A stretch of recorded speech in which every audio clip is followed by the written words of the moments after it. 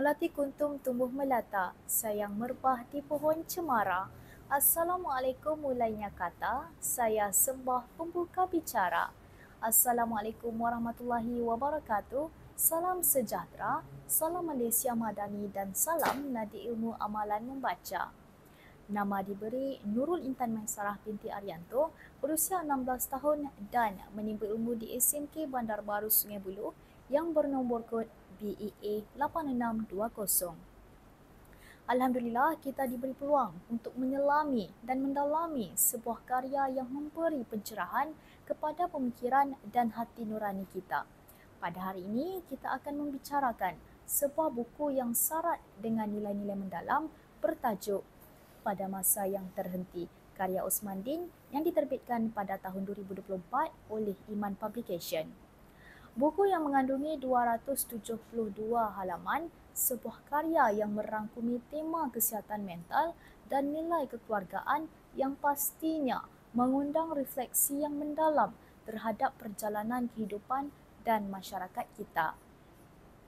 Saya yakin setiap lembaran dalam karya ini menawarkan pandangan yang berharga, penuh dengan hikmah yang boleh dijadikan pedoman dalam mengharungi liku-liku kehidupan. Dengan ini, marilah kita bersama-sama menghayati dan memahami intipati yang ingin disampaikan oleh penulis melalui karya ini. Pada Masa Yang Terhenti mengisahkan Malik, seorang anak tunggal lelaki yang terperangkap dalam belenggu ketakutan dan tanggungjawab yang membebankan.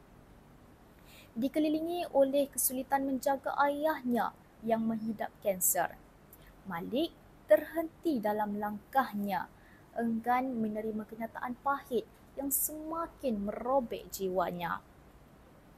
Kehidupan dirasakan seperti beban yang tak pernah berakhir. Novel ini secara tidak langsung membimbing kita untuk menerima kenyataan bahawa tidak ada yang kekal dalam hidup. Malik berusaha untuk mengubah takdirnya, tetapi akhirnya dia belajar bahawa takdir tidak dapat diubah. Begitu juga dengan kita. Seringkali kita ingin menoleh ke belakang, memikirkan apa yang boleh kita buat. Tetapi sebenarnya, apa yang telah berlaku tetap berlaku. Malik memperolehi semangat untuk meneruskan hidup melalui kuntum dan orkid. Walaupun kadang-kadang kita tidak dapat melihat jalan keluar, tetapi orang lain yang memahami kita boleh memberi pencerahan untuk membuat keputusan yang lebih baik. Buku ini juga mengajar kita untuk tidak terlalu terikat dengan masa lalu atau berfikir bahawa kita boleh mengubahnya. Penulis ingin kita menerima bahawa masa depan adalah misteri dan kita hanya boleh mengawal masa sekarang. Dengan memandang lebih jauh, penulis tidak hanya membawa kita menyelami perasaan Malik yang terperangkap dalam beban tanggungjawab dan kesedihan, tetapi juga mengajarkan kita tentang pentingnya mencari tempat untuk meluahkan perasaan. Pada mulanya, Malik tidak pernah meluahkan perasaannya kepada sesiapa kerana dia merasa bahawa dia tidak layak untuk dikasihani. Dia percaya bahawa setiap kesulitan yang dilaluinya adalah tanggungjawab yang harus dipikul seorang diri. Sebagai manusia, kita seringkali memendam perasaan kerana takut untuk dilihat lemah atau tidak mahu membebankan orang lain. Begitu juga dengan Malik yang terperangkap dalam kesakitan batinnya, enggan meluahkan apa yang dirasainya, malah menulis surat kepada malaikat Israel dengan harapan dapat melepaskan diri dan tekanan hidup. Dalam cerita ini, kita dapat melihat Malik yang berada dalam keadaan terdesak, merasa terbeban dengan tanggungjawab menjaga ayahnya yang menghidapi kanser. Situasi ini menyebabkan Malik rasa terbelenggu di masa yang seakan-akan terhenti untuk hidupnya sahaja. Namun, melalui perjalanan Malik, kita sedar bahawa meluahkan perasaan adalah langkah pertama untuk menyembuhkan diri. Seiring dengan kesedaran yang semakin mendalam, Malik tidak lagi membiarkan perasaan itu terpendam. Dia berani untuk meluahkan apa yang sebenarnya dirasai, tidak hanya kepada ibu dan ayahnya, tetapi juga kepada orkid.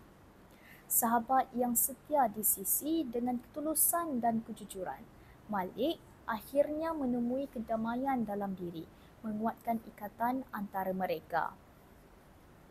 Dalam cerita ini, kita dapat melihat bahawa untuk berada di dalam situasi yang penuh tekanan dan kesulitan, manusia kadang-kadang bertindak di luar kawalan, akal dan emosi. Buku ini mengingatkan kita bahawa walaupun kita seringkali merasa tertekan dan hilang arah, kekuatan untuk bertahan ada pada diri kita dan kita harus mencari jalan untuk menghadapi cabaran dengan sabar dan penuh kasih sayang. Akhir kata, pada masa yang terhenti mengajarkan kita bahawa setiap kesulitan yang datang pasti ada hikmahnya, seperti pelangi yang muncul selepas hujan. Setiap cabaran yang kita hadapi akan membawa keindahan dan kebijaksanaan.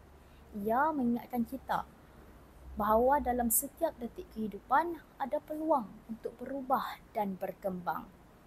Walaupun kadang-kadang kita terhenti, tapi dengan sokongan dan ketabahan, kita mampu melangkah ke hadapan, menggapai impian dan kebahagiaan yang menanti. Sekian, terima kasih.